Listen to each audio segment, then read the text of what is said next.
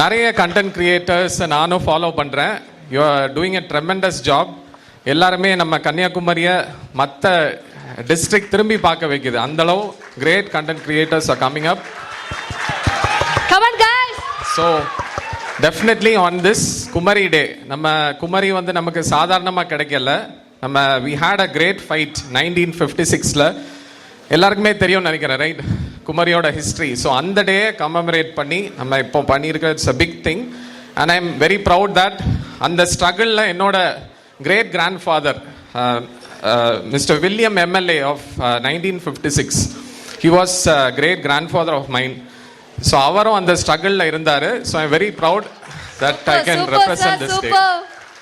So once again wish all the organizing team, especially Cape Comorin and team, to keep organizing more such events and bring more laurels and awards to Kanyakumari. Thank you.